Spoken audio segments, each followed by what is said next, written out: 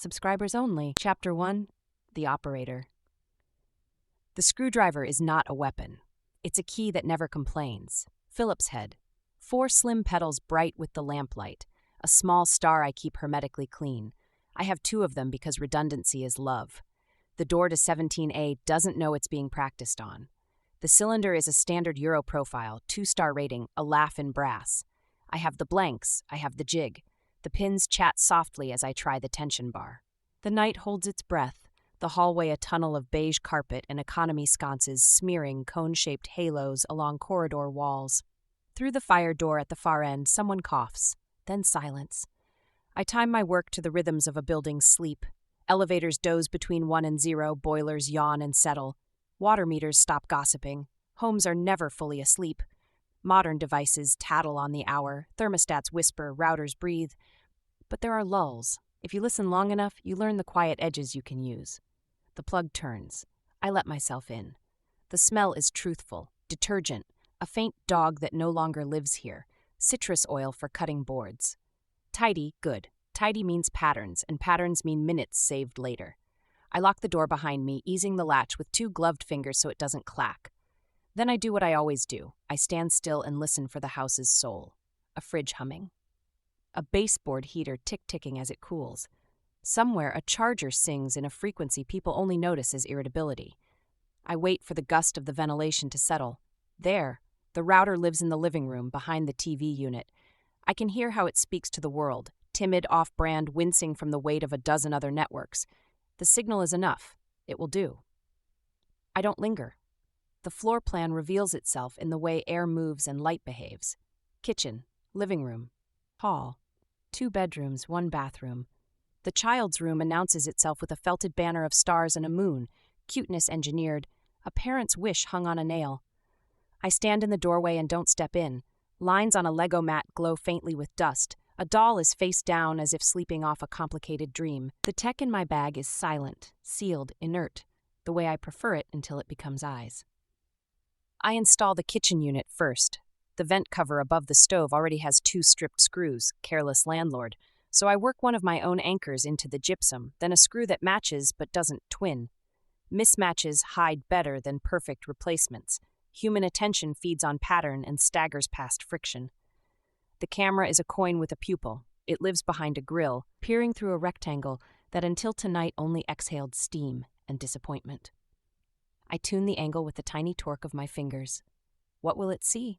Hands making school lunches, a coffee mug with a hairline crack, a calendar magnet telling a family where they should be when they're never exactly there. Cameras are merciless about time. The living room offers the biggest canvas. I've slit a dozen speaker grills in my life. Sharp, discreet cuts that nobody has ever noticed. But 17A has a decorative lattice over the TV unit. I love decorative lattices. Anything designed to be looked at is blind to the wrong kind of looking. The lens sits within the pattern, one dark node among many. When the TV glows, reflections will disguise the rest. Bathroom, next. I have a rule, no cameras above mirrors. Vanity feeds suspicion. People look up when they stare at themselves. Instead, the bath fan. The sound hides the microservos. Moisture will kill cheaper gear. I don't use cheaper gear. I wipe my prints even though the gloves have never failed me. Rituals are the difference between hobbyists and professionals. Rituals keep you boring, and boring keeps you living. Bedroom. Sheets in a soft heap, a book folded open on a nightstand, pages bowed like a gull's wings mid-glide. The lamp is a matte mushroom, heavier than it looks, which is good. Heavier means a hollow base, a removable plate, a cavity where manufacturers hide ballast to cheat stability ratings. I loosen 3 screws, slide the plate aside, seat the lens where the felt foot is darker from dust. I return the screws and reset the lamp 1 inch nearer to the wall than before. 1 inch is forgetfulness. 2 inches is an argument. I choose forgetfulness. The router is my last chore. I kneel, tug the unit forward, study the sticker. Make, model, default admin quirks. I've already harvested its heart from the hallway. Their ISP is one of those that tells homes they're secure because letters in bold print said so. I pen test in 30 seconds. The firmware wheezes open. I deploy the ghost, a mesh node that pretends to be a timid neighbor network, then sidles in with a smile. Their traffic will move through me because the shortest paths are the laziest lies. I could stop there. I could leave the cameras to trickle raw feed into the tunnel and call it a night. But product matters. I take out my phone. Not my phone, the device that holds my work face. It doesn't touch my skin unless I am gloved. It doesn't know my name. It speaks a dialect that exists only where light is less a wave and more an appetite. I boot the trial grid. The screen divides into 9 placeholder lines waiting for sight. Cameras 1 through 6 handshake, then drift into view like ghosts who finally remembered where they died. Kitchen, wide, warm, saturated with the lingering heat of dinner. Living room, furniture geometry, a TV reflecting the neighborhood's heartbeat. Bathroom, tile grid with a damp sheen. Bedroom, the lamp stem perfect as a metronome. Hallway, from inside the return vent, a view nobody deserves. Nursery, empty. No camera there. My rule is iron. Public deserves private. Children deserve invisibility. Some lines even I don't cross. The 7th pane blinks, then settles. Front door peephole, because any show needs an opening credit. I graft the peephole cam into the hollow of the brass. The fisheye makes everyone a little dizzy. A tiny confession of the device. It's okay. We can call it an aesthetic choice. In the bottom right of the grid, a thumbnail is black. That one is a decoy. A dead square that sells scarcity, an artifact for the forum to gossip about. What if the dead square sometimes wakes? What if it never does? It doesn't matter. People love imagining doors that only sometimes open. In the bag, one more thing, the mic. Not a mic today. Audio is the threshold, and thresholds are expensive in this country. Privacy laws with citations that wear steel-toed boots. Video alone sells enough subscriptions to buy islands of quiet, but the upsell is irresistible. You keep the mic for special events and donor drives, long weekends, anniversaries, arguments. I choose the frame above the coat hooks. Plastic fern art with a centimeter depth. I forego audio tonight. The illusion of restraint is also a product feature. I back out of my work as if rewinding time. Lamps returned, vents returned, smudges erased, a carpet fiber brushed back into the direction the rest of its herd grazes. I relock the door with the same quiet prayer to springs and tolerances, then pad down the hallway, a moving gap in the building's attention. The stairwell vomits me into garage air. The scooter is anonymous blue and carries a license plate nobody cares about because nobody cares about scooters. Cameras, like scooters. They are not fast, but they are forgettable. On the way to my unit, I pass 2 night shift laundry rooms, one happily thrumming, one amputated of its coin box long ago. People make their own economies when nobody is watching. I watch. At the unit, the cat doesn't greet me because I don't own a cat. The studio is a shoebox of good decisions, a bed that hides inside a wall, a kitchenette that looks deliberately underused, a closet of modular drawers labeled with a handwriting that is not mine. On the wall, a mounted TV, and below it, a kitted rack behind smoked glass. The rack is a choir, UPS batteries humming a tired hymn, a patch panel with manicured cables, a 1U box that lives for the moment it can transcode. 2 fiber runs disappear into a conduit-like veins. I am an ordinary man with an extraordinary hobby, if any inspector ever has to write me down. I am a consultant for a firm that sells stream optimization to small studios. If anyone needs to receive an invoice, I go live. The platform wakes when I do. I named it Barnacle because it prefers other people's hulls. It has no splash page, only a login prompt for those who already belong to its faith. There's no sign up button. If you have to ask, someone else will have to vouch. The CSS is joyless. The fonts are older than fashion, and that's on purpose. Ugliness hides exceptional things in plain sight. In the admin console, House 047 spools its feed. In the viewer panel, motion heat maps paint the kitchen counter with orange. I tag the scene with a slug-only I, and the interns understand. K047 Galley Main L. There are no interns. The interns are a story I tell the forum when I want to pretend this is bigger than me. Scale sells. So does intimacy. Paradox is the engine. The metrics inch up as caching fills.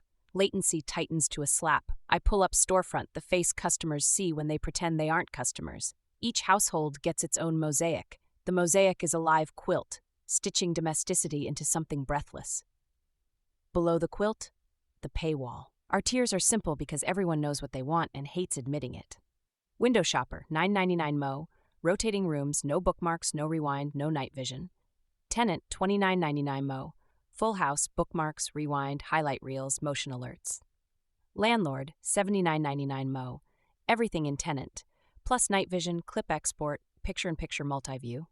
Architect, $199.99 Mo.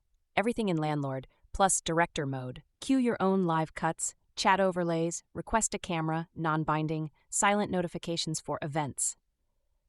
God mode, invite only. It is not a tier, it is a rumor. Rumors are crown jewels. You never let them catch full light. The chat window yawns open in the right margin. It looks like 1,000 other chats. Usernames with inside jokes, timestamps that eat lives 1 minute at a time, emotes that tell people how to feel. The new house is a pinned message with a red ribbon icon. New house added number 047. 2 adults, 1 child, city grid, good sightlines, respect the rules. Maud Barnacle. The replies are a predictable sequence I can mouth along to. Tape hiss, bless the operator, peep silhouette, kitchen is CLEA and malachite, angle on bedroom lamp is art. Blue ruin, any audio? Video only for launch week, check the event calendar. They don't know. I read their hearts more easily than their handles. I observe what they click, how long they linger, which rooms convert best, which households are sticky. Sticky is not a moral term. Sticky is a retention figure that makes a graph rise like a curtain. If a household is sticky, I consider upsells. If it sags, I change the lighting, the angles, the room order in the mosaic, the default spotlight, the thumbnail frames. Theater. The feed stabilizes, the kitchen breathes, a nightlight deciding what matters. The living room holds a midnight blue you could cut with knives. The bathroom glows like an operating room where nothing is brave. In the bedroom, a human shape turns in sleep. The lamp sees the topography of a blanket lift and fall. The chat slows into reverence, the kind that mistakes patience for virtue. A bubble pops. Gaston, I know that book. On the nightstand, that exact edition. Malachite. Gaston. Crying in H Mart, paperback, B+W spine, small red square. Peep silhouette, wholesome tap hiss, intimate AF. I tag a soft event, bedtime reading artifact. The machine learns better when I call things by names it can gorge itself on. In my back end, Harvester plots the neighborhood, the next 3 potential houses, the best ingress points, the weak points in shared walls. I'm not greedy. I keep a cap on the number of active houses per block to avoid lab fires. Heat draws attention. Attention is the enemy that wishes it was a friend. The forum begs for more. The forum is never full. The money is good. It is not good in a movie way. Duffel bags, numbered accounts.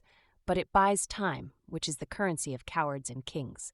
It buys encryption keys and hardware-accelerated transcoders and a lawyer 3 towns over who has never asked why I know so much about DMCA takedown procedure and why none of the requests that cross my desk mention my houses. The lawyer is not a fool. The lawyer loves puzzles that don't have names. I make a reel from last week's events to keep subscribers warm while I seed new houses. A cat knocking a wine glass off a counter and looking for 1 clear second ashamed. A man practicing a breakup in a bathroom mirror without saying the words aloud. A toddler inventing a word for the first time and the mother's face folding with wonder and fatigue. The blue of early morning when a house remembers it is a house, not a theater of making. I do not publish the other reel. The one I keep under a password I will never type without gloves. That reel is for proofs. Proofs for what? Court? Ego? A god who needs receipts? I wish I could say I'm building a case against myself for the day I need to be punished. That story tastes noble. The truth is simpler. I archive because failure is a possibility, and because I admire my work. At 4:03, House Squirrel 47 performs its first trick. The fridge opens. A rectangle of light slices the dark. A hand reaches in, fumbles, surrenders to orange juice. Out of frame, a child coughs. The adult pauses, listening, the way animals do when they are both prey and caretaker. The chat blooms tiny fireworks.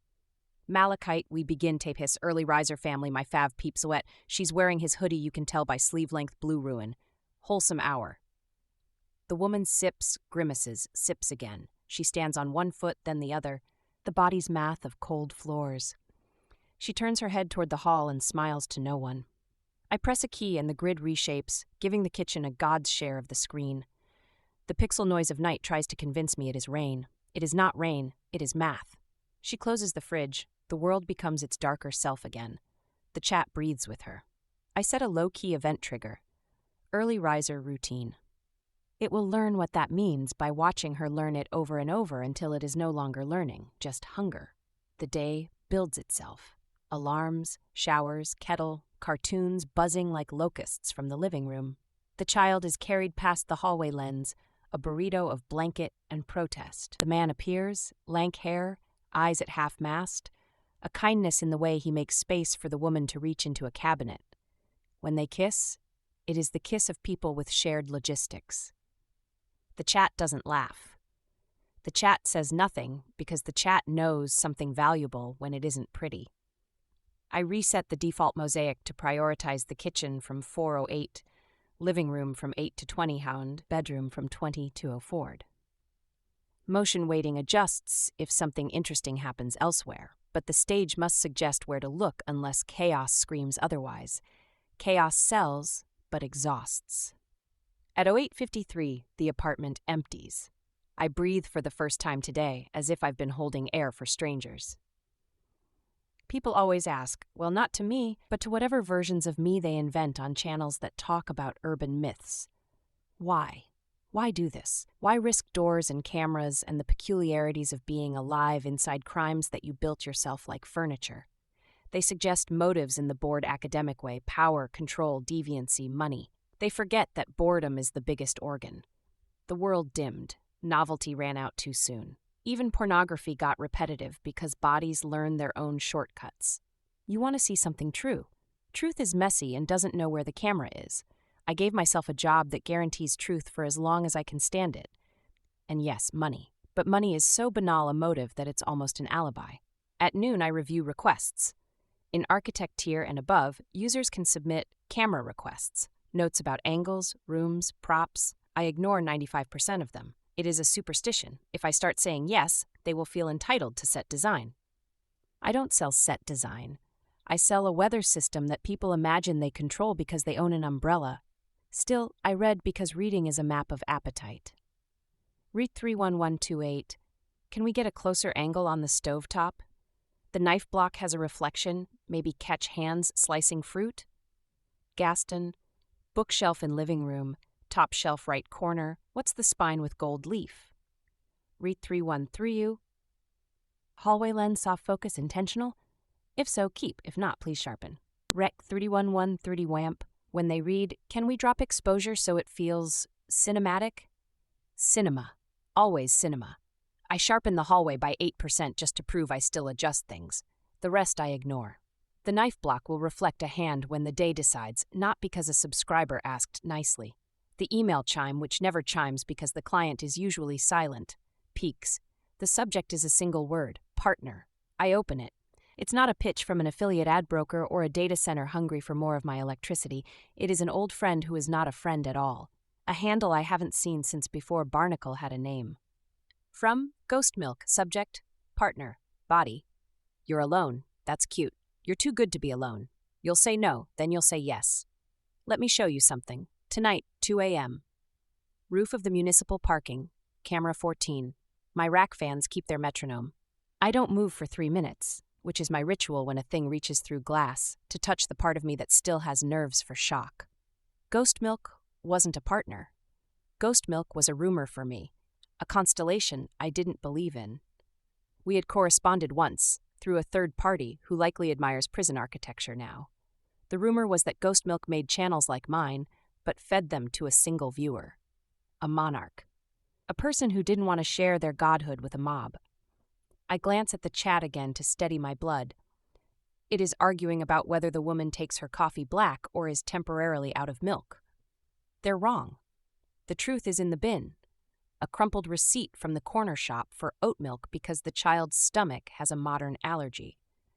The chat debates like a parliament because it needs to fill time until something decides to break. I run a check on my roof cameras across the city. Municipal parking, camera 14, points at the elevator motor room door and a smear of skyline that always disappoints tourists. I didn't install that camera. I don't have access to that feed. I make myself a sandwich I will not remember eating. I read the message again. I type a reply I delete. I type another. I delete that one too. Then I do nothing because doing nothing is a decision that has kept me from becoming a headline in a newspaper that still can't afford to die. At 1741, the family returns. Their burdens are public.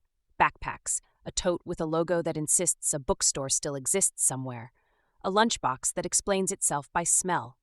The kid sings something too slow to recognize.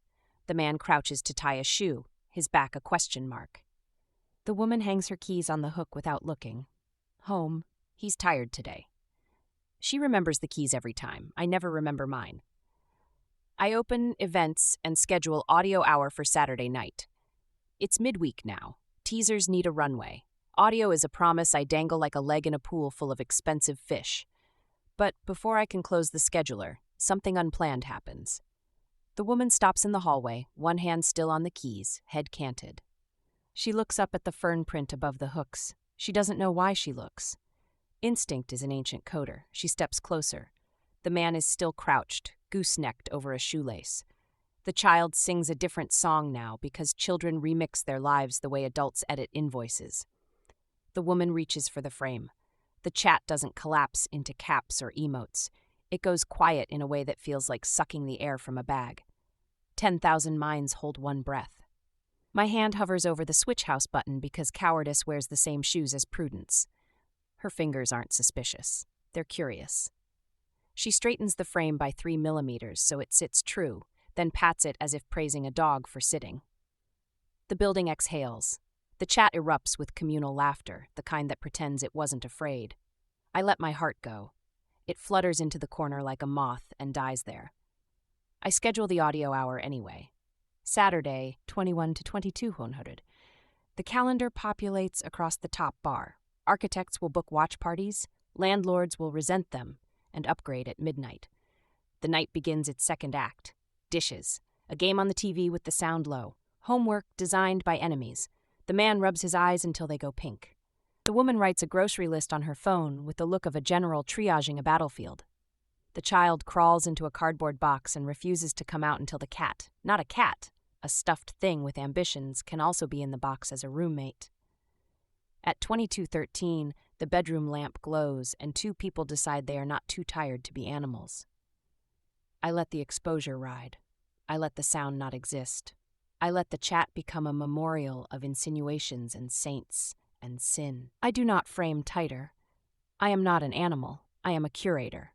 When they sleep, they hold their spines an inch apart. The gap is not a metaphor. The gap is a gap. I open Ghost Milk's email one last time and move it into a folder named Season. The folder is new. I built it in a second and pretended I had always had such folders to begin with. Then I look at the roof of municipal parking through a camera I have never owned. The feed is clean, crisp, superior to mine in ways that hurt my pride with their exactness. A metal door sits inside a square of light. Beyond, the city smears its mascara. On the screen, a timestamp counts down toward 2, as if the night itself set a premiere. Someone else is telling me that I have been watched for longer than I've watched. The countdown reaches 01:59:50, and a second window opens beside it. My own hallway, my fern print, my lamp pulled into view by a hand that isn't mine. Chapter 2. The Family. The kettle whistles. The sound is domestic thunder, insistent, not angry but determined to be acknowledged. Claire reaches for it, steadying her other hand against the countertop. Steam fogs the cupboard doors above, turning their pine panels into opaque ghosts. She pours, black tea rushing into a chipped mug that has outlived 2 apartments, a car, and her patience with kitchen fashion. Claire Holloway doesn't think of herself as ordinary, but she knows the word fits like a cardigan. Serviceable, not glamorous. She teaches English at the local secondary, marking essays in biro red that stains her cuticles. She likes books more than people, though she won't admit it aloud because she's married to both. In the bedroom, Mark groans himself into wakefulness. He works IT support for a mid-tier insurance company, which is as glamorous as it sounds. His alarm is a radio tuned to static until the DJ finds his bearings. This morning, the man mumbles about traffic on the bypass. Mark doesn't drive it. He listens anyway, because ritual is how you trick the world into predictability. Their son, Ethan, is 7. 7 means everything is dramatic, from a mismatched sock to a missed breakfast cereal mascot. Ethan has discovered football, dinosaurs, and the alarming truth that parents are neither omnipotent nor particularly cool. He runs to the living room before brushing his teeth because cartoons are religion and hygiene is politics, something you can argue about forever. Claire stirs milk into her mug and tastes. Too weak. She drops the bag back in, sighing as tannin strengthens the day. The flat is modest. 2 bedrooms, 1 bath, living room with laminate flooring that echoes footsteps. The landlord painted the walls rental white, which is not a color so much as an agreement between paint companies. The hallway's decorated in protest. Posters framed behind glass, a sofa throw in mustard yellow, Ethan's art pinned to the fridge with charity magnets. This morning is choreography. Mark emerges, rubbing his eyes, kissing Claire's cheek absent-mindedly. She leans away from the steam, tapping the mug against his knuckles to remind him, careful, hot. Ethan shouts from the living room that his cartoon is the one with the volcano, as if that clarifies everything. Mark mutters about emails, Claire about lesson plans. Their words cross like planes at different altitudes. They orbit one another in practiced patterns, barely colliding, a ballet of routine. On the table, an open notebook with Claire's neat lists, milk, bread, cereal, Ethan's library book. She underlines twice. Mark places his phone beside it, charging cable coiled like a snake. He scrolls without seeing, eyes glazed by notifications. The ordinary morning is a shield. Behind it, cracks show. The first oddity. Ethan pads into the kitchen in socks, holding a toy car. He slams it onto the counter for effect. Claire flinches. Not on there, love. He scowls, dragging the car across laminate. Mum, why was my torch under the bed? I left it in the drawer. Claire frowns. You probably knocked it down. No, I didn't. His voice sharpens with the indignation of children who demand belief. The drawer was shut. Mark chuckles, ruffling Ethan's hair. Maybe the torch went exploring, looking for dinosaurs. Ethan scowls deeper. It was on. The batteries were nearly dead. Claire exchanges a look with Mark, one of those silent adult conversations that say, odd, but don't scare him. She bends down, pressing a kiss into Ethan's crown. Next time, put it back properly. Things wander if you don't. But her mind catches. A drawer closed, batteries drained. She shakes it off like mist. The second oddity. 2 nights later, Claire is alone at the dining table. Papers spread like battle maps. Mark snores on the sofa. Ethan's door is closed, stuffed animals standing guard. Claire pushes her hair behind one ear, circling fragments in student essays. Run-on sentence, needs punctuation, lovely imagery. She hears a click. Not the fridge compressor, not the radiators, a sharper sound. From the hallway, she freezes. Her biro hovers. The flat settles around her like a held breath. She tells herself it's the coat hooks shifting, maybe the fern print above them. Airflow. Buildings sigh. But later, when she gathers mugs to the sink, she notices the picture frame sits straighter than before. Mark shrugs when she tells him the next morning. Mark laughs. Maybe you straightened it and forgot. I didn't. He shrugs, kissing her forehead. Claire, this place is drafty. Remember the bathroom door that slams shut? Probably the same. She doesn't push Glav. Mark dislikes superstition. To him, everything has a spreadsheet explanation. Airflow, torque, gravity, fatigue. She lets him believe that. But she watches the frame each time she passes. Ethan's online moment. One afternoon, Ethan sits cross-legged on the floor, tablet in his lap. He giggles, showing Claire a comment under a video. Mum, look, someone wrote, bet you had Cocoa Pops again this morning. Claire frowns. Where did you find that? On my football highlights page. He scrolls. The comment is there, buried among emojis and spam. She narrows her eyes. That's not funny. Don't answer it. I didn't. He looks scared. But I did have Cocoa Pops. She takes the tablet, reporting the comment. Spam, she tells herself. Coincidence. Millions of kids eat cereal. But a chill walks her spine. Claire alone. That night, she lies awake, listening. The flat is a ship at sea, pipes groaning, wind brushing vents. She closes her eyes, then snaps them open again. The feeling is animal, watched. She pushes back the duvet, creeps barefoot into the living room. The lamp stands near the wall, casting a mushroom glow. Its base is dusted, too neat. Claire frowns. She hasn't cleaned in weeks. She kneels, fingertips grazing the felt pads beneath. One feels rough, disturbed. She shakes her head, muttering, You're tired, you're seeing things. But when she returns to bed, her sleep is fractured, hunted by half-dreams of eyes in the walls. The family life pushes forward anyway. School runs, office calls, grocery lists. Claire pretends normality, though she starts double-checking locks before bed. Mark teases her gently, "You've turned into your mum," but humors the ritual.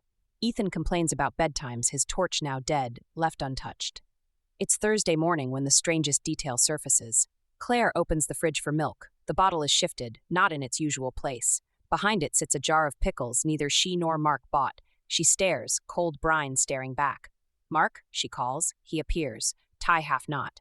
"Yeah? Did you buy pickles?" He squints. "No. Why?" She shows him. Mark chuckles, shaking his head. "You're forgetting. You probably grabbed them last shop." "I hate pickles." He shrugs, brushing her shoulder as he leaves. "Then bin them." But she doesn't. She leaves the jar, watching it like evidence. That night, as Claire settles Ethan into bed, she catches movement in the hallway mirror. A faint red blink. So fast, it could be a trick of her eyes. She turns sharply. Nothing. Just the fern print above the coat hooks, angled neatly. Ethan yawns, curling under his duvet. "Mum, who's singing?" Her blood goes cold. "What's singing?" He points at the vent. "In the wall, like someone humming." Claire strokes his hair, heart racing. "Pipes, love, just the pipes." But later, when the flat sinks into silence, she sits in the living room, staring at the lamp, the vent, the frame above the hooks. Somewhere in the building, a floor creaks that isn't theirs. Narrator. And in a room she cannot see, 1,000 strangers lean closer to their screens. Claire feels the prickle of unseen eyes, and the red light blinks once more. Chapter 3. The Subscribers. The chat room is a hive. Thousands of usernames swarm in neon fonts against a black background, a cascade of comments tumbling faster than most eyes can track. There's no welcome screen, no tutorial, just the raw feed of lives and the audience it commands. At first glance, it could be any streaming service, but it isn't. Barnacle doesn't advertise. It doesn't want to be found. You arrive only if invited, only if vouched for. Every member is both a voyeur and a conspirator, complicit by entry. The newest house, tagged NACT 047, is already trending. The Holloways don't know they're famous. To the crowd, they're just content. The subscriber's ritual. When a new house goes live, the ritual begins. The chat explodes with first impressions. Malachite, kitchen layout is nice. Tape hiss, bathroom lighting is void loop. She reads every night. I can tell. For the viewers, this is not reality but performance. Every detail becomes symbolic. A cereal box, a book spine, the color of sheets. They dissect it as if watching a prestige drama. Tiered subscribers flaunt their badges: tenant, landlord, architect. With higher tiers come powers: bookmarking clips, rewinding live feeds, creating highlight reels. Some users spend hours editing strangers' breakfasts into montages, posting them back into the forum like sacred relics. In architect tier, there's director mode. Here, voyeurs stage their own episodes, cutting between rooms, adding chat overlays, scoring music to the rhythm of ordinary life. Some even sell these edits on secondary forums, pirating reality itself. Voyeur archetypes. The crowd is not monolithic. Each viewer wears a mask, but patterns emerge. The archivists, obsessed with cataloging. They keep spreadsheets of every object in the Holloway's flat, cross-referencing timestamps. The shippers romanticize domestic details. They gush over Claire and Mark's half-kisses, their small arguments.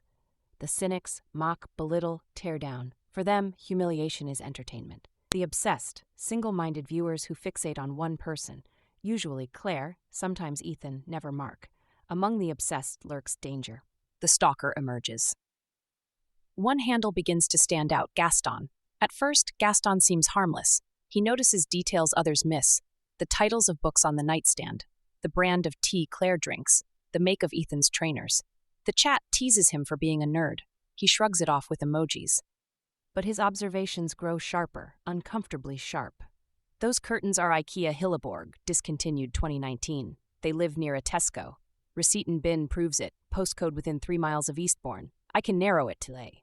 Other users laugh nervously. One types, "Bro, chill."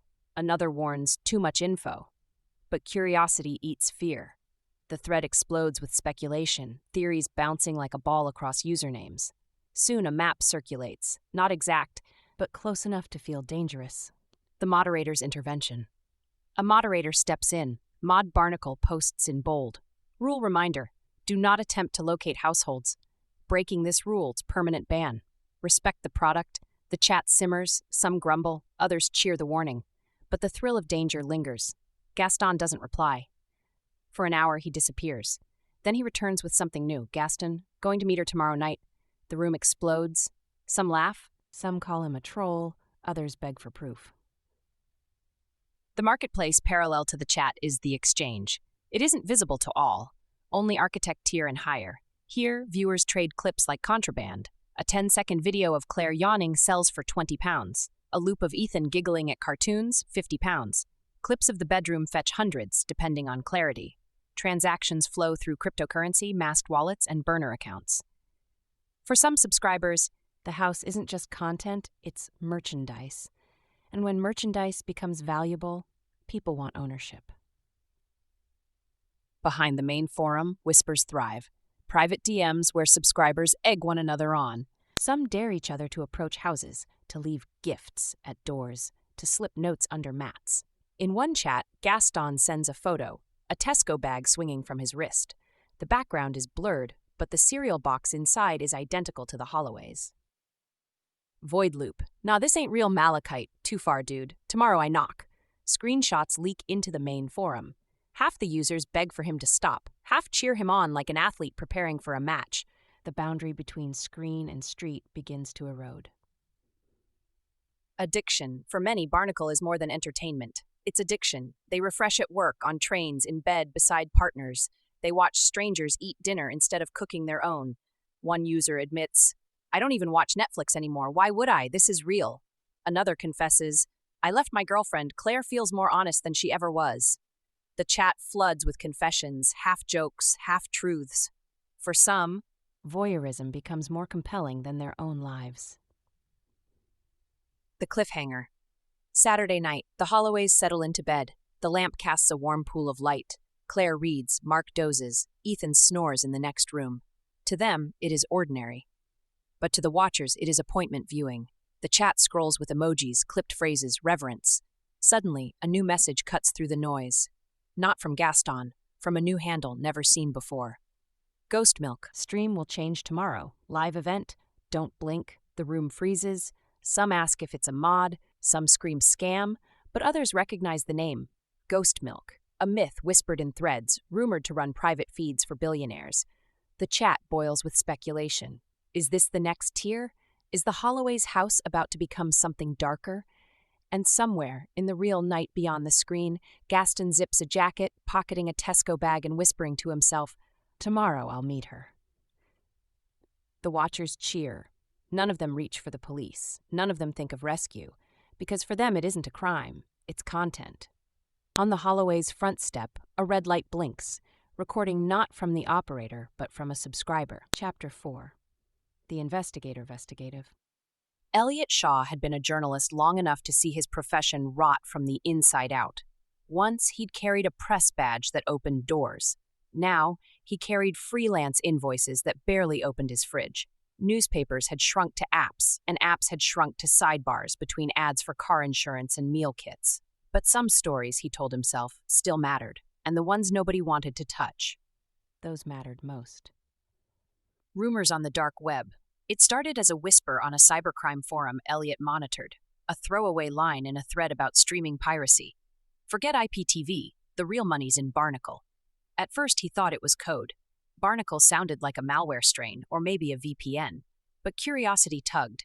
He followed the trail, using handles he hadn't dusted off since his investigative heyday. The deeper he dug, the clearer it became. Barnacle wasn't a virus. It was a channel, and it wasn't streaming films. Elliot worked from a cluttered flat above a kebab shop. His office was half desk, half conspiracy wall. Post-its with arrows, screenshots pinned beside receipts. He lived on coffee and takeaway, his fridge stocked with nothing but milk and stubborn optimism. To enter Barnacle, you needed an invite.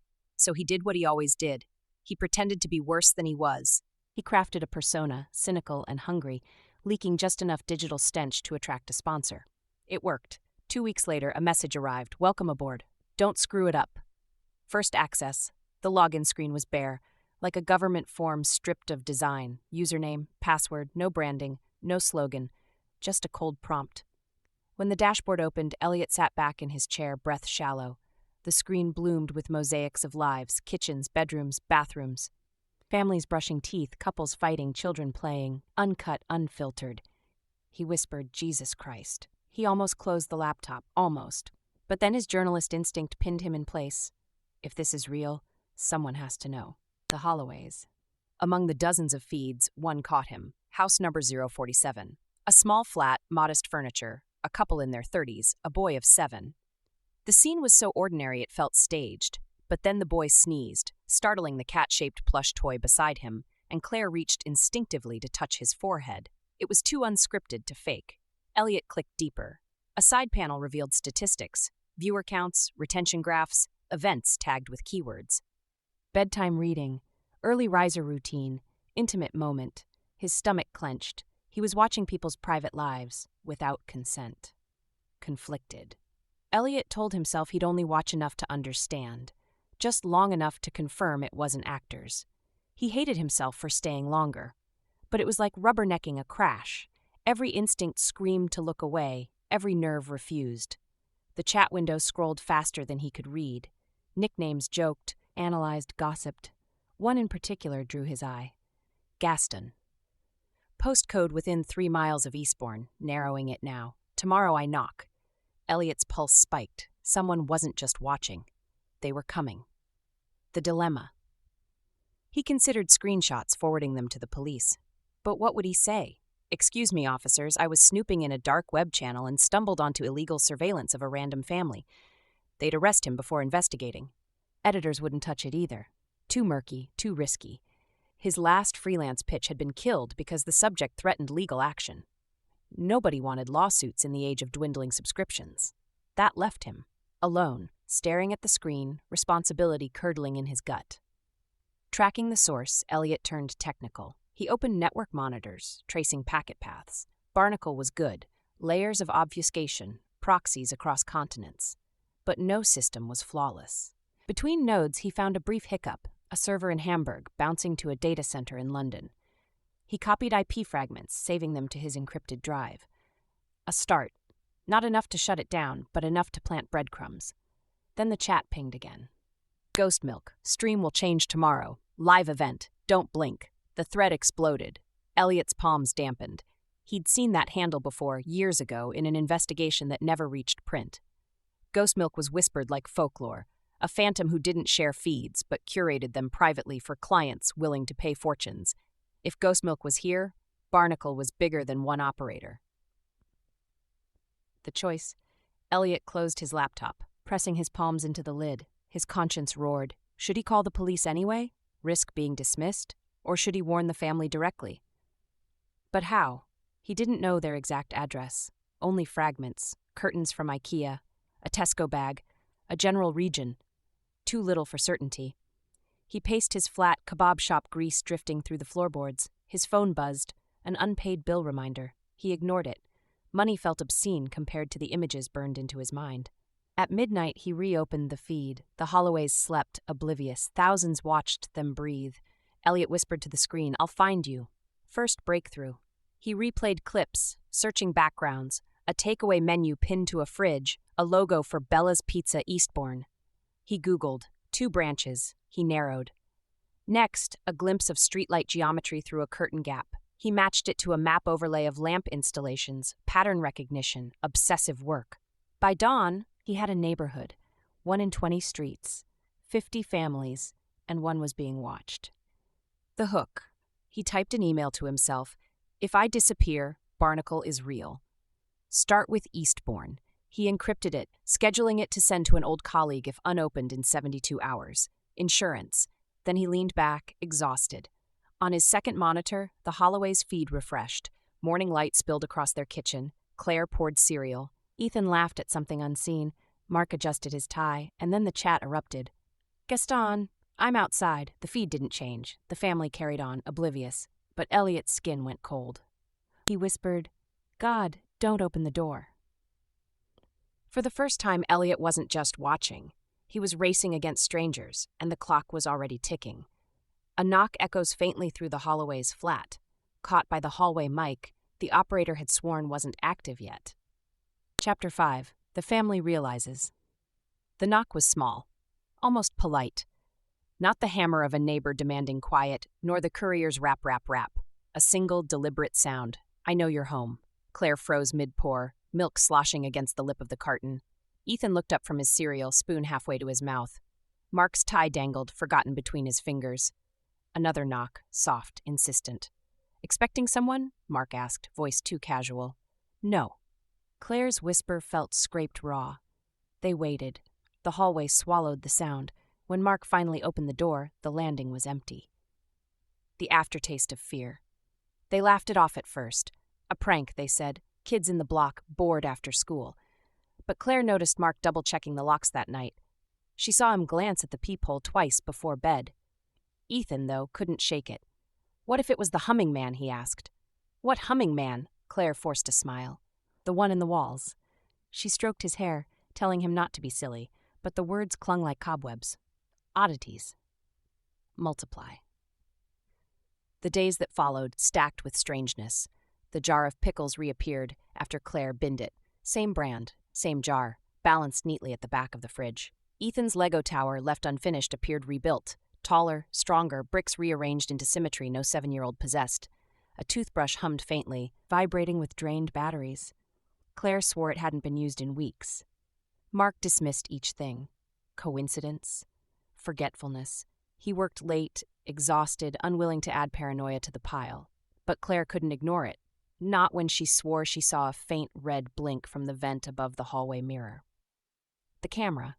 It happened late Tuesday. Mark had collapsed on the sofa, Ethan asleep.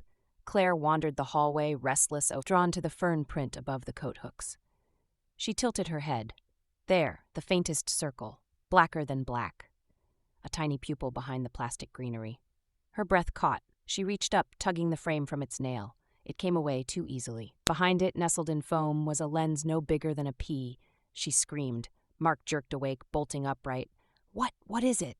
Claire dropped the frame onto the floor. The hollow thud echoed. "There's a camera in the wall. A camera, Mark." He blinked, disbelieving. Then he saw it, his face drained. Panic. They tore through the flat. Lamps lifted, vents unscrewed, cushions gutted, and everywhere they looked they found more. Tiny eyes glinting back. The bedroom lamp, the bathroom fan, the kitchen vent, even the hallway skirting board. Ethan stumbled from his room, rubbing his eyes. "Mum? Dad?" Claire hugged him fiercely, shielding his view. "It's okay, love, go back to bed." But it wasn't okay, not anymore. The argument. Mark paced, fists clenching. "We call the police. Right now." Claire nodded, trembling. But when Mark lifted his phone, doubt stabbed. "What do we even say? That we found cameras? They'll think we're mad. Or," she swallowed, "or they'll say it's a prank. Landlord, electrician, neighbor kid, anything but what it really is." Mark's voice cracked. "What is it then?" Claire didn't answer. She couldn't. The audience watches. In the chat room, viewers erupted. "Malachite, holy shit, she found it. Peep silhouette, no, don't stop the feed. Void loop, best episode ever. Gas told you. I told you they'd notice." The operator didn't intervene. The stream continued, mosaic intact. Thousands watched as the Holloways dismantled their home, blind to the invisible crowd. The investigator moves miles away. Elliot Shaw leaned closer to his laptop, adrenaline spiking. "They've found the cameras." He typed frantically, saving timestamps, capturing screenshots. Proof. Irrefutable now. But proof wasn't enough. They were in danger. He scoured his notes. Eastbourne, lampposts, takeaway menus. He had the neighborhood narrowed, but not the house, not yet. "Come on," he muttered, replaying footage, desperate for another clue. The family retreats. That night, the Holloways refused to sleep in their beds. They dragged blankets into the living room, crowding together on the sofa. Claire clutched Ethan. Mark sat upright, staring at the door like a soldier on watch. Every creak of the building felt like footsteps, every flicker of light an intruder's shadow. Ethan whispered, "Mum, are we on TV?" Claire tightened her arms. "No, darling, of course not." But inside, the answer screamed, yes, worse than TV. The ultimatum. At dawn, Mark made a decision. "We're leaving. Hotel. Tonight, we'll call the police from there. Safer. Cleaner." Claire nodded, too tired to argue. She wanted escape, she wanted walls without eyes, but as they packed bags, a sound broke them, a voice. Tinny, electronic. From the hallway vent, a whisper crackled. "We're still watching." Claire screamed. Ethan cried. Mark ripped the vent cover down, wires trailing like veins. He hurled it against the wall. The plastic shattered. For a heartbeat, silence, then laughter, not in the flat, but in the hidden chat. Thousands of strangers typing emojis, reactions, applause. The cliffhanger. Cold, foreboding. Claire collapsed to her knees, clutching Ethan. Mark stared at the broken vent, horror etched across his face. The cameras weren't just watching. They were listening, talking, playing God. And across the world, the subscribers leaned in, delighted. The living room lamp flickered. Not a bulb failing, but a deliberate signal. 3 blinks, a code. Chapter 6. Exposure. Morning light stretched across the Holloway's living room like a reluctant guest. The sofa was crumpled with blankets, the air heavy with stale fear. Claire had barely slept. Every time she closed her eyes, she saw lenses staring back, pinholes in vents, pupils behind lamps. Mark sat at the table, phone in his hands, thumb hovering above the dial pad. He hadn't called the police. Not yet. Every number felt like the wrong one. Emergency? Too vague. Non-emergency? Too slow. And how would he explain? Ethan slept across Claire's lap, thumb in his mouth, the rise and fall of his chest a fragile anchor. She stroked his hair, whispering, "It's okay, we're safe, we're safe." But the words cracked as they left her throat. Elliot makes contact. Miles away, Elliot Shaw scrolled furiously through archived clips. He had the Holloway's neighborhood pinned. Now he needed a way to reach them. But how? He couldn't exactly knock on every door in Eastbourne and ask, "Hi, are you secretly being live-streamed to thousands of voyeurs?" Then he remembered. The fridge. In one clip, a takeaway menu was pinned with a magnet. "Bella's Pizza," Elliot called. "Eastbourne Bella's," said a weary voice. "Hi, this is Elliot. I'm looking for a family. They ordered last week, I think. Woman with brown hair, maybe early 30s. Little boy with blonde curls." "Sorry, mate. Can't give out customer info." Elliot's stomach knotted. He tried a gamble. "Look, it's important. Their safety might be at risk. Please." A pause. Then, "One family fits. Holloway. But that's all I can say." It was enough. A name. A target. The email Elliot crafted a message. He kept it short, urgent, but not so wild they'd dismiss him as a crank. Subject. Urgent. Your home is being watched. Body. My name is Elliot Shaw. I'm a journalist. Please believe me. Hidden cameras have been installed in your flat. They are streaming to a private channel online. I've seen it myself.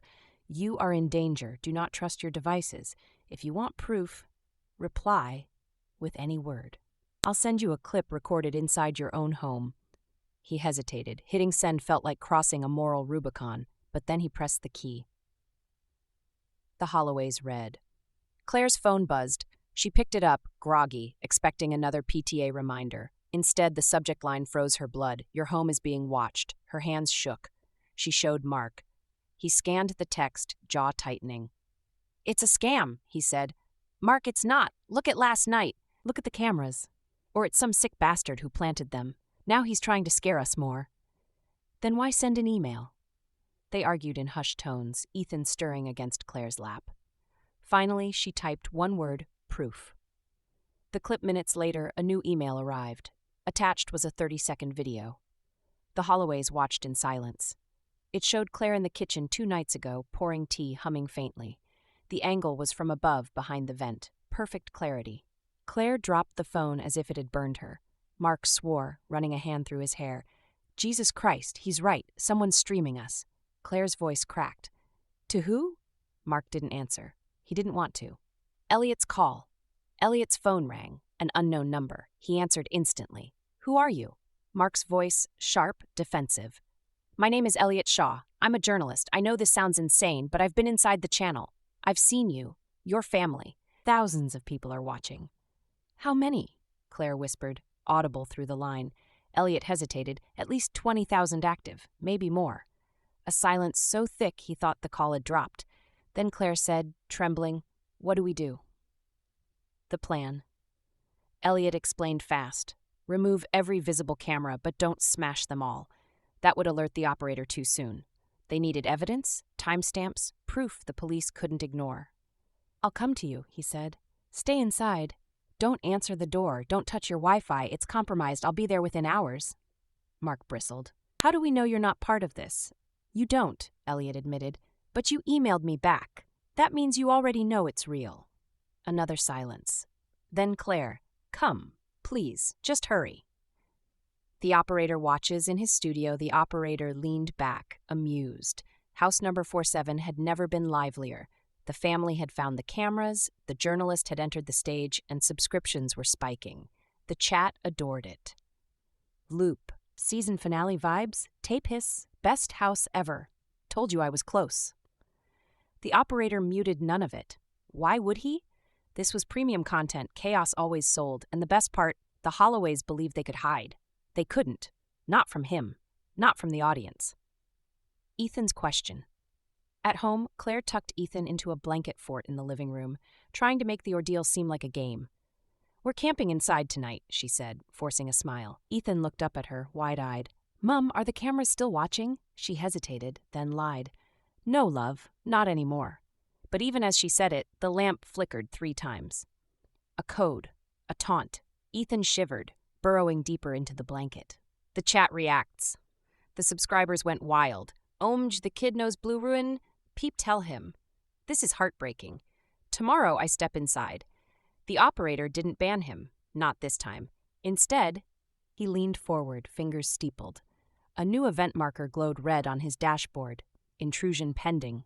The cliffhanger. At 9:17 p.m., Claire's phone buzzed again. A new message, not from Elliot. From Ghost Milk. Subject, you are the show.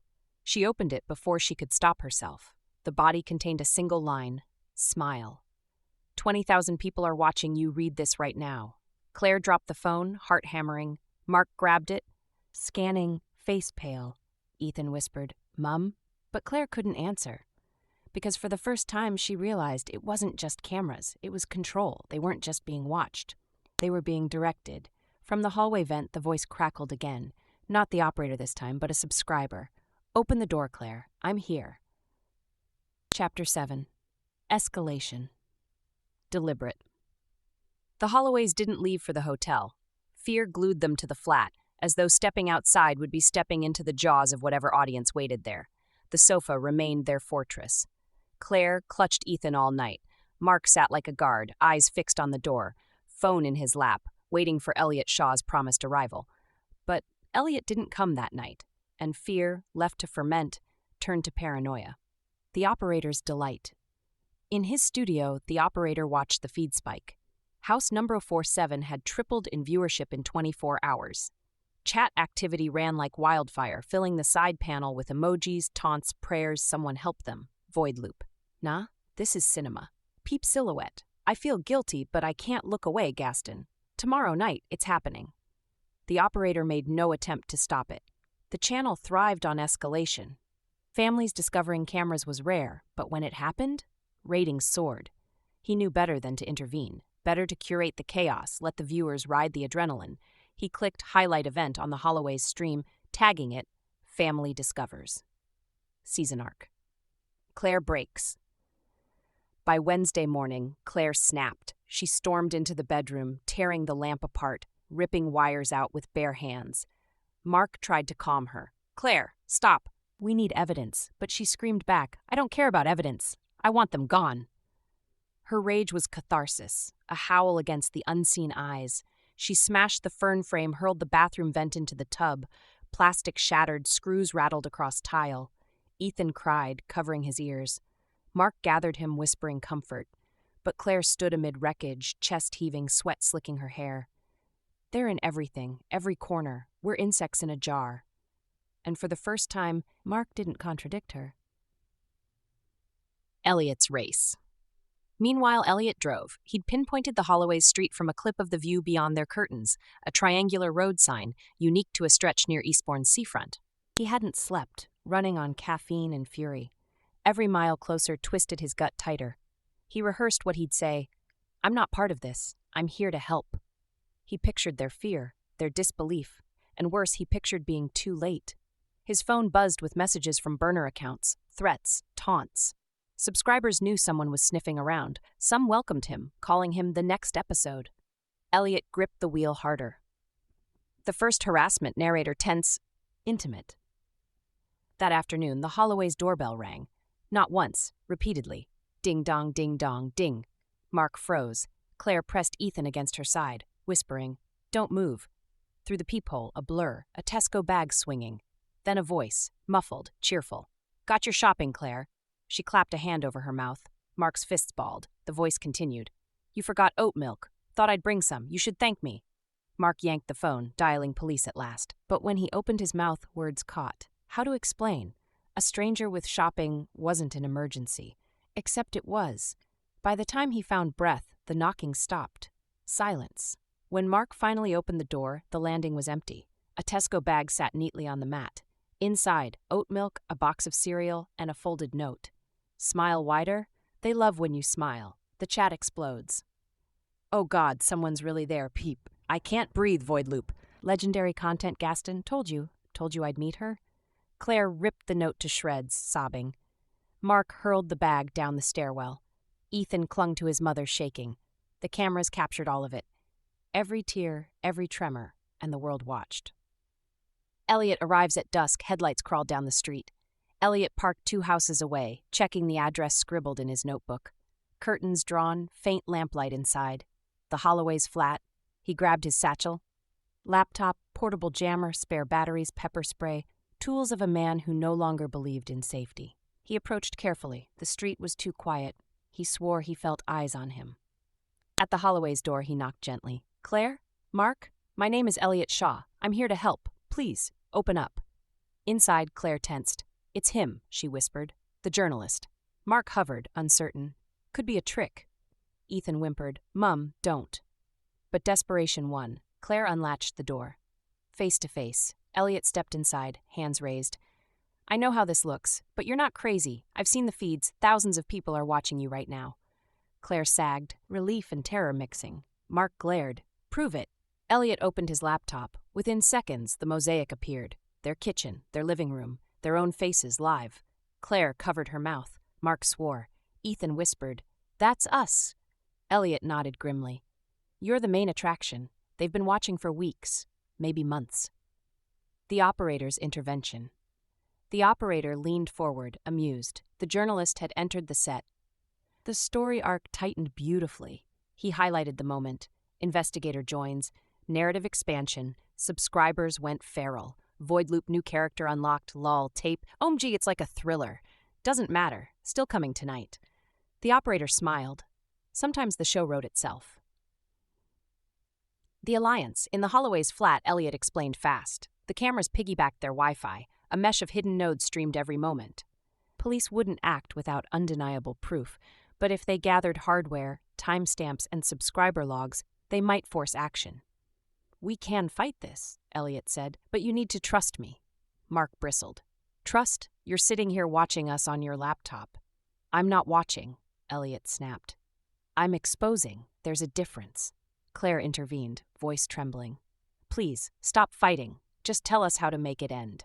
The intruder. At 11:42 p.m., a new sound cut the air. A scrape at the lock. Mark stiffened. Elliot grabbed the pepper spray. Claire clutched Ethan. Through the peephole, a shadow loomed. A hand jiggled the latch. Then a voice, low, giddy. "Claire, I'm here. Open up." It wasn't Elliot's voice. It wasn't the operator's. It was Gaston. The door shook under his weight. "I brought you more milk. Don't be rude. They're all watching." The chat exploded in capital letters, a wall of hysteria. "Malachite, call the police, Void Loop. Holy shit, he's really there. Gaston, live event. This is it." Elliot whispered, "Don't move."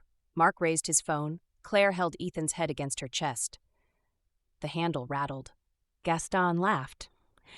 And thousands of strangers leaned in, breathless, desperate not to blink. The lock clicked. Chapter 8. The Hunt. The lock clicked. The sound was small, but in the Holloway's living room it detonated like a bomb. Mark lunged, bracing his shoulder against the door. Elliot snapped open his satchel, jamming the portable signal disruptor against the floorboards. A faint hum filled the flat as the device crackled to life, scattering Wi-Fi like sand in gears. Claire clutched Ethan, whispering, "Don't look, love, don't look." The door rattled again. A laugh slithered through the crack. "I told you I'd come, Claire. Everyone's watching. Gaston repelled. Elliot pressed a finger to his lips, signaling silence. Then he mouthed to Mark, "Hold it." Mark nodded, muscles taut. The door shook harder, then stopped. Heavy breathing on the other side. A pause. Finally, footsteps retreated down the hall. The flat exhaled. Claire sagged, sobbing silently. Ethan buried his face into her shoulder. Mark whispered, "He'll be back." Elliot shut down the jammer, pulling them into a huddle. "Listen to me. That wasn't random. He's a subscriber. They're crossing over." Claire's eyes flared. "You mean there are more like him?" "Yes. Maybe dozens, maybe hundreds who'd do the same if they knew your address." The chat reacts. On Barnacle, the operator's mosaic flickered. Viewers howled. "Malachite, holy God, he was at the door." I'm shaking. Why isn't anyone stopping this void loop? "Best content I've seen in my life, Gaston. Don't worry, next time I'll get in." The operator let the scene breathe. He tagged it. Intrusion Attempt 1. Cliffhanger Asset. Subscribers clipped and replayed the sound of the rattling lock like a theme song. The Holloway's fear was currency, and Barnacle's vaults overflowed. A plan forms, steady investigative. Elliot leaned in close, voice low. "We can't just wait for them to come back. We have to hit back, make it costly for the operator to keep streaming you." Mark shook his head.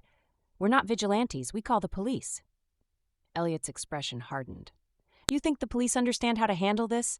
They'll laugh, tell you to cover vents, change locks. Meanwhile, 20,000 people keep watching." Claire swallowed. "Then what do we do?" Elliot opened his laptop again, despite Mark's glare. He navigated to Barnacle's back end, tracing log files he'd scraped earlier. "If we can feed the operator false data, staged footage, rehearsed actions, we can flip the script.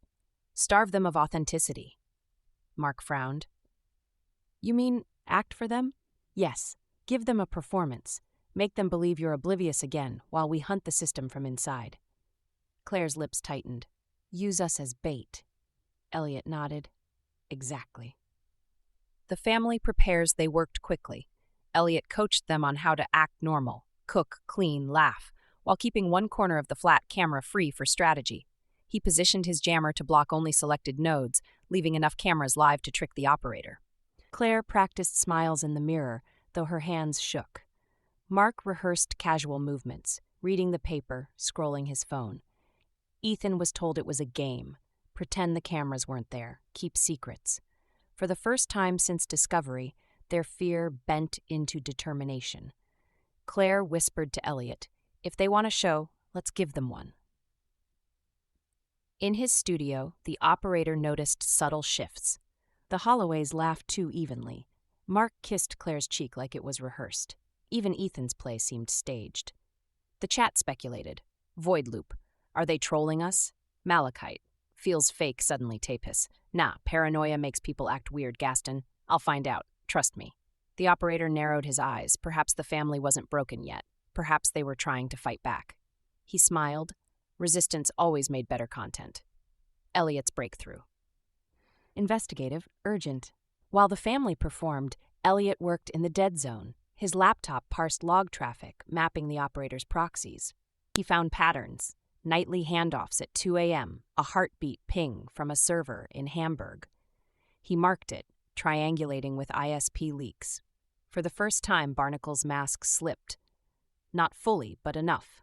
"We're close," he whispered to Claire. "If we can trigger them to overextend, force them to move more data, faster, we can unmask their core node." Claire nodded. "How do we do that?"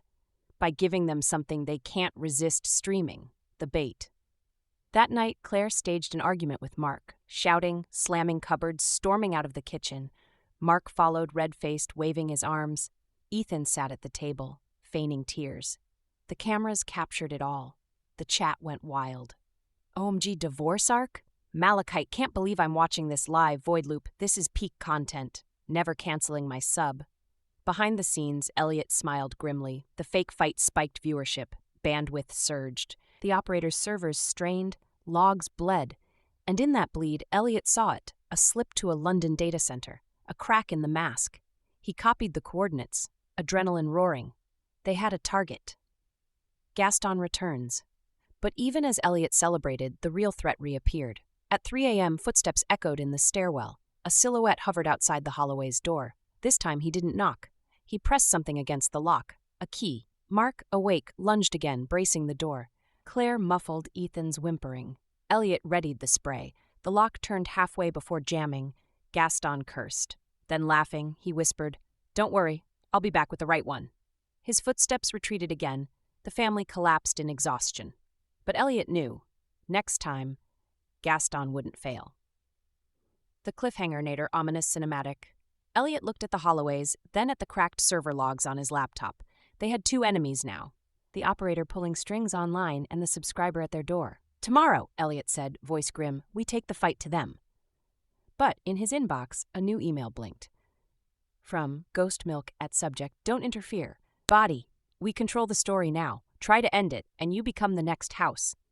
Elliot stared at the screen as the lamp above the sofa flickered 3 times, the operator's code, and the feed shifted to a new mosaic pane.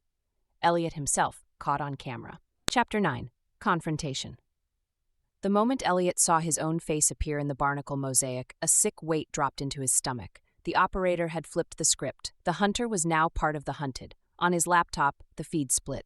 Pane 1, Claire clutching Ethan. Pane 2, Mark pacing the kitchen. Pane 3, Elliot himself, hunched over his screen, eyes wide, bathed in LED glow. 1,000 strangers watched the watchers. The chat erupted. "Malachite, new POV. They're all the show now. This is genius." "Don't worry, I'll join them soon." The operator speaks for weeks. The operator had remained silent, letting the spectacle breathe, but now a text banner unfurled across the bottom of the Holloway's feed. "You are the show. Play well." Claire gasped. "They're talking to us." Mark slammed a fist into the wall. "This isn't a show. This is our life." Ethan whimpered, burying his face in Claire's shoulder. Elliot's jaw clenched. "He's taunting us. He wants you to break." Claire shook her head. "No, we can't break. Not now." Elliot's countermove. Elliot launched into action. His fingers flew over the keyboard, rerouting his jammer, building a tunnel to flood Barnacle's stream with corrupted packets. For a moment, the mosaic glitched, colors inverted, Claire's face flickering into pixelated fragments. The chat howled. "Void loop. WTF feeds broken malachite. Operator, fix it." "No, don't lose them." The operator reacted instantly. The feed snapped back, cleaner than before, almost mocking. Elliot swore under his breath. "He's good. Too good." Ghost Milk intervenes. At 2:11 a.m., a new window appeared on the mosaic, black at first, then blooming into clarity. A rooftop view, city lights smearing like oil, and standing in silhouette, a figure. Hood up, face hidden. The username glowed beneath. Ghost Milk. The chat went feral. "It's real. Holy shit, Ghost Milk's on cam?" "He's running the finale." Ghost Milk raised a hand, slow, deliberate, like a priest blessing a congregation. Then text scrolled across the Holloway's pane. "1 night left. Then it ends." The family fractures. Raw, emotional. Mark snapped. "We can't keep playing their game. We leave. Tonight." "And go where?" Claire shot back. "Hotels? They'll find us? Family? Friends? You want to drag them into this?" Mark's face twisted. "We're sitting ducks here," Elliot cut in. "Stop. He wants you to run. Panic sells better than anything. If you bolt, you'll give him his finale." Claire whispered, "So what do we do?" Elliot looked at his laptop, at the crack he'd pried open into Barnacle's servers. "We hit him back. Hard. On his own stage." The Bait 2.0. They staged again, but not a fight this time. Instead, Claire moved deliberately into the living room, holding Ethan's hand. Mark followed, arms crossed. Elliot set his laptop in plain view. Together, they faced the nearest lens. Claire spoke, voice trembling but clear. "We know you're watching. All of you. Every single one. You think this is entertainment, but it's our lives. You're complicit. Every second you stay, you're part of this crime." The chat erupted with laughter, denial, anger. "Void loop. Lol scripted malachite. She's right, though. I feel sick watching this." The operator overlaid new text. "Speeches are boring. Show us blood." Claire flinched. Elliot whispered, "He's bluffing. Keep going." Gaston returns. The bluff didn't last. At 3:07 a.m., footsteps thundered in the stairwell again. A key scraped. The lock turned smoother this time. Mark braced. Elliot grabbed the spray. Claire shoved Ethan under the sofa, whispering, "Stay, don't move." The door creaked open. A man stepped inside, hoodie, mask, Tesco bag dangling. Gaston, he spread his arms, triumphant. Told you I made it. The chat exploded. Void loop. He's in Alakite. Call the police now. Why isn't anyone stopping this? The fight mark charged, slamming Gaston against the wall. The Tesco bag fell, spilling oat milk across the floor. Gaston laughed, thrashing like a child at play. Elliot sprayed, mist burning Gaston's eyes. He screamed, clawing at his face. Mark pinned him harder, fists flying. Claire yanked Ethan out from under the sofa, shielding his view. Don't look, love. Don't look. The chat went rabid, half cheering, half horrified. Void loop. Holy shit, real fight, Malachite. Stop, stop, stop, Gaston. Elliot cuffed Gaston's wrists with zip ties from his satchel. The man writhed, giggling through tears. They'll love this. You gave them exactly what they wanted. The operator's wrath. The operator marked the scene. Intruder neutralized, audience spike. But beneath the metrics, anger brewed. Gaston was sloppy, a liability. His capture risked police attention, headlines, exposure. The operator typed a single command. The Holloway's feed went black. The chat screamed in panic. Void loop. Where did they go? Peep silhouette. Operator? Bring it back, Malachite. This isn't right. Then a new pane opened. The Holloway's flat, but distorted, delayed, replaying their fight on loop. Replay mode enabled. The operator's voice, synthetic, flat, hissed through the Holloway's own vents. You think you can end the show? You can't. You're mine until the finale. The cliffhanger, ominous. Elliot stared at his laptop. The live feed was gone, replaced with the replay. He's cutting us off. He doesn't want the world to see what comes next. Mark swallowed hard. What comes next? Elliot didn't answer. On his screen, a countdown appeared. 24 Hollow Duzioned. Ghost Milk's rooftop feed flickered beside it, the hooded figure raising his hand again. The operator's text scrolled across the black pane. Season finale. One night left. Chapter 10. The final broadcast. The countdown glowed on Elliot's laptop. 24th land. Each second ticked with the inevitability of a heartbeat. Claire, Mark, and Ethan huddled in the living room. Gaston lay tied on the floor, still giggling through swollen eyes. Claire whispered, "What happens when it hits zero?" Elliot didn't answer. He didn't know. But every instinct told him the finale wouldn't end quietly. The family splinters, Mark raged. We call the police now. We drag them here. Show them everything. Cameras this lunatic on the floor, your laptop. Elliot snapped back. And while they file reports, 20,000 voyeurs keep watching. The operator won't stop because a constable knocks on his door. Claire's voice cracked. Then what? What's left? We wait for him to kill us? Elliot slammed his fist on the table. No, we take control of the feed. We hijack his finale. Mark glared. You think you can out-hack him? No, Elliot said, but we can out-story him. The performance, urgent, deliberate.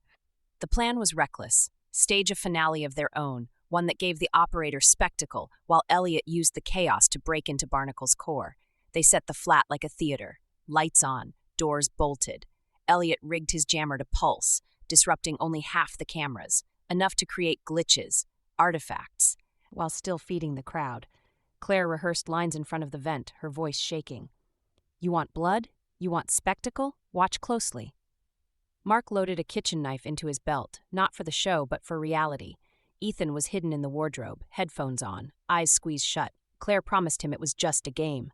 She hoped he never knew the truth. The broadcast. At midnight, the Holloways went live again. The operator restored the feed, eager. The chat surged like a tidal wave. They're back. OMG, here we go. Peep finale, finale, finale. Claire stood center of the living room, staring into the lamp's concealed lens. You've taken everything from us, privacy, safety, even sleep. But tonight, we take it back. The chat exploded. Some mocked, some cheered, some begged her to stop. Mark stalked into frame, knife visible. You wanted blood? Fine, watch. He slashed his palm, crimson dripping onto the floorboards. Claire screamed on cue, but her eyes flicked to Elliot. Is it enough? Elliot's fingers flew. The surge of traffic was enormous, subscriber numbers peaking, servers straining. This was the moment. The operator pushes back. In his studio, the operator smiled. This was better than he'd hoped. The family wasn't breaking, they were performing. Perfect. He fed the stream to every tier, lifted paywalls, invited lurkers. The numbers spiked into the tens of thousands. But in the spike, his system hiccuped, and Elliot was waiting. Elliot's worm slipped through the log handoff, latching onto Barnacle's heart. A map unfolded, data centers, proxy shells, one core node in London. The operator's sanctuary. Elliot grinned. Got you. The operator noticed too late. His screens flickered. His own reflection stared back at him, caught by a camera he hadn't meant to leave on. For the first time, the chat saw him. The operator revealed, Wait, who is that? Malachite. Holy shit, we see him. Peep's real. He's real. A man in his 40s, plain, ordinary, eyes dead with boredom. He yanked at the cable too late. His anonymity shattered, his empire bleeding. Claire gasped, seeing him for the first time. That's him. That's the bastard, Mark snarled. We end this now. Ghost Milk's gambit. But then another feed hijacked the mosaic, the rooftop, Ghost Milk. The hooded figure spoke for the first time, voice distorted. He is not the only operator. End him, and the show goes on. End me, and the show evolves. Either way, you are content. The chat erupted in religious fervor. Malachite, Ghost Milk's the real boss? Void loop, plot twist of the century. I can't tell if this is scripted or not. Elliot shouted at the screen, Shut it down, both of you. But neither the operator nor Ghost Milk listened. They were gods fighting for an altar, and the Holloways were the sacrifice. The flat became chaos. Gaston, forgotten on the floor, gnawed through his zip tie, lunging with manic laughter. Mark tackled him again, knife clattering across tile. Claire screamed. Ethan sobbed from the wardrobe, headphones askew. Elliot slammed his keys, forcing his worm deeper. Almost there. Almost. On Barnacle, streams flickered. Holloway's operator, Ghost Milk, looping chaos. Subscribers screamed in chat, torn between horror and awe, and then the feed hit critical mass. The collapse. Elliot's worm detonated. The core node buckled, data spilling like blood from a wound. Feeds crashed, flickered, collapsed. The mosaic disintegrated. For a moment, silence, no chat, no watchers. Just the Holloway's flat, quiet for the first time in weeks. Claire wept, clutching Ethan. Mark panted, knuckles bloodied from fighting Gaston. Elliot sagged, sweat dripping. It's over, he whispered. We killed the stream. Or is it? But even as relief washed the room, Claire's phone buzzed, a notification, a live stream link. She opened it before she could stop herself. On screen, their living room. Them. Live. A new banner scrolled across the bottom. Season 2. New platform. Same content. Ghost Milk's hooded silhouette filled the corner of the feed. He raised a finger to his lips. Shh. They can't kill the appetite, only feed it. Claire dropped the phone, screaming. Elliot stared, hollow. It never ends.